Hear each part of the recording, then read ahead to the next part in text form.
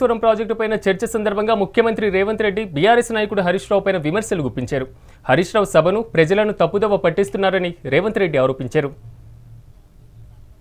జరిగింది ప్రాజెక్టును నిర్మించుకోండి అని ఉమాభారతి గారు లేఖ రాస్తే వీళ్ళ ఉద్దేశము, వీళ్ళ ఆలోచన, వీళ్ళ తప్పుడు విధానాలు, దోపిడీ చేయాలన్న దురాశ మళ్ళీ తిరిగి మీరు ఉన్నాయా లేవా ఇంకొకసారి మళ్ళీ ఎగ్జామిన్ చేయండి అని చెప్పి వీళ్ళు తిరిగి లేఖ రాసి అక్కడ పోయి కూర్చొని నీళ్లు ఉన్నాయా లేవా అని దాన్ని మళ్ళీ ఒకసారి ఎగ్జామిన్ చేయండి అని ఒక్కసారి మీకు అనుమతి వచ్చి ఒకసారి మీరు ఎమ్మెల్యేగా గెలిచి సభలోకి వచ్చిన తర్వాత సర్టిఫికేట్ తీసుకొని ఇక్కడ ఓట్ చేసినాక మళ్ళీ పోయి ప్రజలు నేను ఎమ్మెల్యే అయినా కాలేదని ఎవరైనా అడుగుతామా అధ్యక్ష? స్పష్టంగా కేంద్ర మంత్రి రాసిన లేఖ ఉమాభారతి గారు స్పష్టంగా 205 టీఎంసీ నీరు అందుబాటులో ఉంది, మీకు 24/10/2014 నాడే మీకు అనుమతులు ఇచ్చినము అని ఉమాభారతి గారు లేఖ రాస్తే ఈ లేఖను హరీష్ రావు గారు ఎగ్జామిన్ చేయమని సిఈకి రాసి ఈ లేఖ వివరాలు, నీటి కేటాయింపులను, ఈ రికార్డులను అన్నిటినీ తొక్కిపెట్టి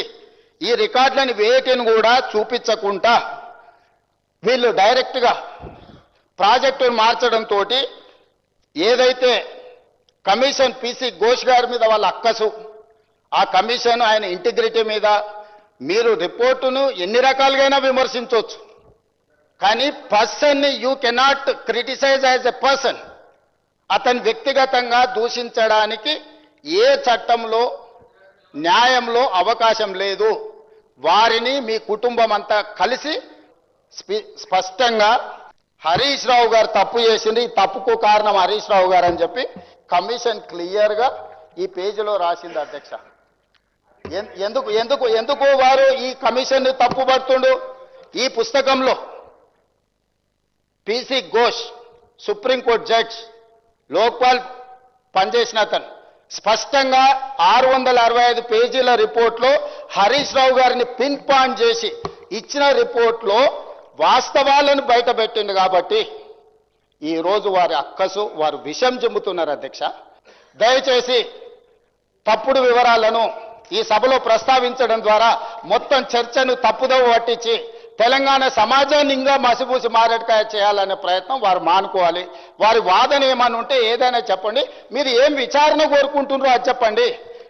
మీరు నీతి పరులు, నిజాయితీ పరులు, సత్యహరిచంద్రునితోని సహా జీవనం చేసిన వాళ్ళు, వారి కుటుంబంలో సభ్యులు, మిమ్మల్ని అప్రిషియేట్ చేయడానికి ఏ విచారణ కావాలా? మీకు ఈడీ కావాలన్నా, ఇన్కమ్ ట్యాక్స్ కావాలన్నా, సిబిఐ కావాలన్నా, లేకపోతే సిట్ కావాలన్నా, ఏసీబీ కావాలన్నా, సిబిసిఐడి కావాలన్నా, ఏ విచారణ కావాలనో చెప్పండి అని అంటే అది చెప్పకుండా మళ్ళీ తప్పుదోవ పట్టించే మాటలు మాట్లాడుతున్నారు అధ్యక్ష.